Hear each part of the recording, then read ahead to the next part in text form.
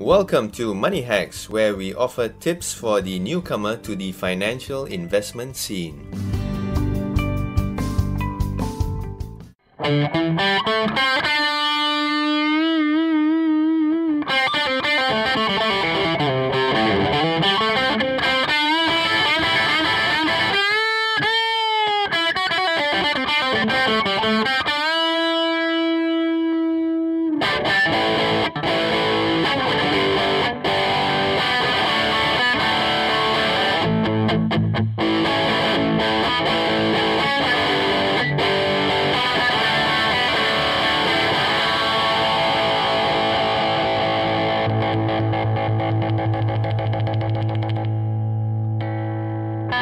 Now that thick and beautiful sound you heard just now was a Gibson Les Paul, an iconic electric guitar played by local musician Rai. Gibson made headlines around the world recently when it filed for bankruptcy protection as it struggled with $500 million of debt. Now its guitars, Les Paul guitars, have been played by famous musicians like Slash, Eric Clapton, Jimmy Page and Peter Green. Gibson's also known for its acoustic guitars that have been played by Elvis Presley, John Lennon, and Bob Dylan. I'm Chris Lin, and my co-host is Ernest Lewis. Today we are with Jack and Rai, one of the most popular duos, the live gig circuit in Singapore. Hi guys, thanks for coming and joining us. Thank you for having us, Chris. We're going to ask you all about whether or not we should be buying Gibsons right now. In fact, whether or not we should be breaking our little piggy banks to buy Gibsons right now. Now imagine, I'm a young married guy in his early 30s. I've got 2 kids. I've got a wife. And we're about to send our kids to expensive Montessori preschool. About, $4,000, $5,000 a month. Ooh. But maybe instead of sending them to this preschool, I should invest in a Gibson Les Paul instead. If my wife doesn't kill me first. Very good point. Yes. So, Jack, Rai, do you think I should make this bold investment move? Of course you should. I mean, guitars don't talk back. They don't grow up. They just stay the same. You don't have to pay anything for them once you've paid for them. Nah. But it's a lifelong investment. I think guitars can be a really good investment. It's just provided what kind of background of a guitar you're getting and whether you know what you're getting in the first place. Whether it will appreciate in value. What do you think, Jack? I think that considering that you have 2 young kids and obviously you have important monetary considerations to decide on and stuff. I think maybe you might have to be a good boy and hold that budget for a rainy day. I mean, not to say just because I became a father like a week ago, but I think that some prudent spending the strategies might have to be put in place. You're supposed to be enabling, not dissuading. What's wrong with you? Just to let everybody know, Jack's garage sale for his guitars is starting from next week onwards. That's right. It's called Raise Money for Milk Powder, Funfair, and Bazaar. But that leads us to the question of on whether or not, regardless of whether or not you should spend the money, whether or not buying a Gibson right now because of the bankruptcy is a good investment in itself.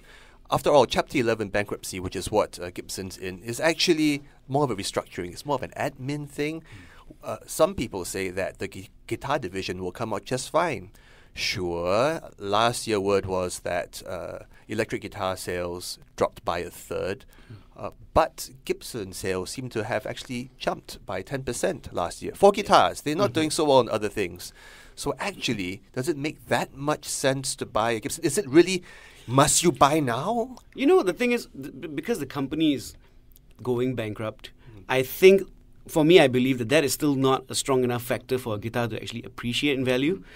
It's because it's being discontinued. I mean, think about it. Gibson's been making guitars for many, many, many years. What's to say if you buy a 2018 Gibson, is it going to be as valuable as a 1960 or 1959 Gibson?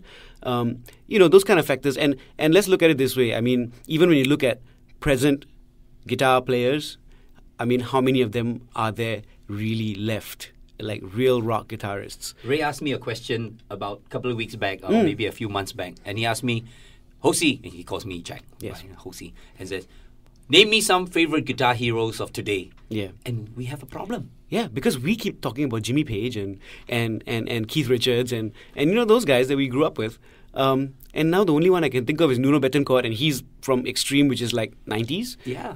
So even the guitars that they play, will it become a legendary guitar? You don't know. Even if you're talking about present models here. So if you ask me to buy a present day Gibson and keep it as a collector's or a valuable item, I actually quite speculative about that. I mean, I'm Absolutely, and I stand with Ray on this part as well. Especially if you're considering a current edition model like 2018 or 2017, it will not appreciate by leaps and bounds. But if you want me to just be really truthful about it, it won't drop that much in price either. Yeah, but, you'll probably break even maybe if you're lucky. Yeah. But yeah. What about your friends? I mean, do you have like collector friends, contacts that you meet in the music scene? What do they tell you about the scene and what they think holds the future for Gibson? Gibson will always still be a legendary guitar. Foo Fighters, Dave Grohl and all, they use Gibsons as well. And it's always known as a rock guitar. So, again, going back to the whole thing, I think if you ask me whether it'll appreciate in value, I don't think so. Will it depreciate? No, I don't think so either. It'll just kind of hover around the same price. And there are a lot of independent boutique makers who make similar makes as a Les Paul or even a Strat and stuff like that. And they do a pretty good job nowadays as well. Exactly.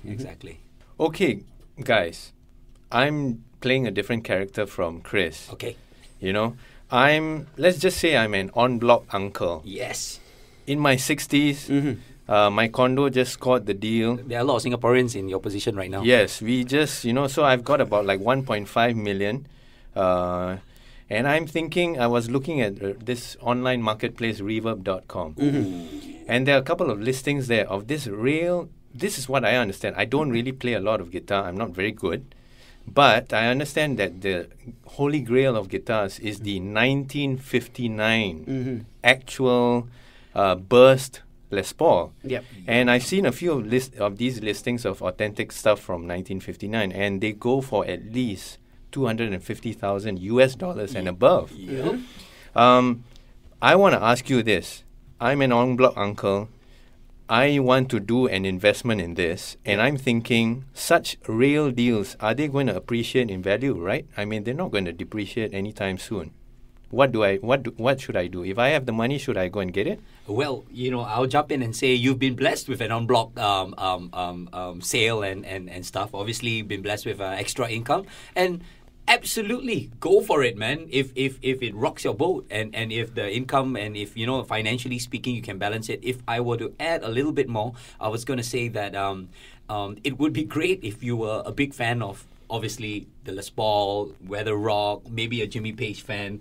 I find that would be a more connected sort of investment where it's you talk the talk and you like what that era gives you. Yes. And I think it's important that you can't just look at it purely from an investment point of view, because I feel that if you did, then you might feel a little bit silly having to spend like $250,000 on a guitar. Yeah, I mean, my friends tell me, hey, are you sure you want to carry such a heavy guitar and all that? Yeah, it's not light. An old Gibson, it's not light. I wouldn't buy it. Yeah. Because unless I'm like a humongous fan of the guitarist that played the 59 Les Pauls, and I know, I want to play and sound exactly like them, and that's why a lot of people buy some guitars. Some guys are crazy about John Mayer, so they buy the Fender Racing Stripe. And it is like any other regular Strat, but you like it because John Mayer played it. Exactly. And the same thing, like you want a 59 Les Paul because you kind of like the sounds of like what Jimmy Page, or the early Eric Clapton, whatever he did on the Les Paul. And when you're a really huge fan, you want to own a piece of the artist. With that connection in mind. Yeah, and that is why the 59 Les Pauls are so expensive, because they aren't like super special or anything like that in terms of make. But just very quickly, is there a difference between that kind of 1959 Les Paul and a reissued Jimmy Page, current day reissued Jimmy Page model? Absolutely. I mean, obviously the price is about 11,000, 12,000. Yeah. For a reissue. Is there a difference in the tone, the sound? I would say that we've played a few vintage guitars, electric guitars, and you are absolutely right. The tone and the sound, the number of extra years it's been on this lovely earth of ours to wear and tear and absorb all the environmental goodness or whatever. So, and it just, the tone is just I mean, it is subjective though. It's like, some people, the tone is definitely different. But whether you think it's nicer is another story. It could be nicer, it could not. It just depends on you as a person. It's very subjective. Of course, older makes will have different materials used. The wood might be different, or over the years the wood is conditioned differently in weather. Metals used might be different, so your pickup sound different. So there's basically, there will be a difference in tone in that sense. Absolutely. And back in the day, the way the guitar was constructed, there are so many. I mean, if you go and have conversations or coffee with those people who really know about all these things, they can go forever. But how it's made today obviously has a lot of consideration with manufacturing processes, keeping costs, and efficient, blah blah blah, and stuff like that. So the way it was made in the old days, don't play. All right. It sounds like you made some two good points here. It sounds like you need to have an emotional connection, but you need to do your research as well, because not every model is just as collectible as every other one, which kind of gels with what we've heard from our guests in other podcasts we've done in this series. Because you just can't go in blind and throw money at it. Absolutely. You have to do your research, and it helps to have a personal connection with it. Otherwise, you're just buying something you won't use it, you don't really care about. You're right. You're right. Well, thanks Jack and Rai for being with us. You can check out more of their gigs at jackandrai.com. And, since we heard Rai on his Les Paul just now, it only makes sense to round things off with Jack on his Sheryl Crow Gibson signature acoustic guitar. Take it away. Cool.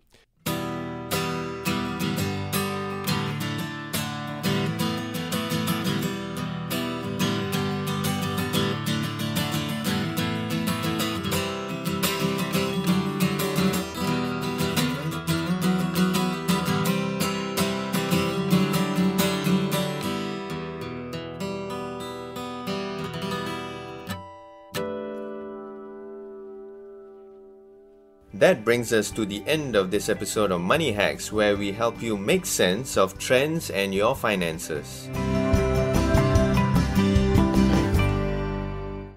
Now to you, our listener, we'd like to invite you to pose your own questions or scenarios to moneyhacks@podcast@sph.com.sg. Do note that any financial or investment information in this podcast is for use in Singapore only and is intended to be for your general information. Any particular investment or decision should only be made after consulting with a fully qualified financial advisor.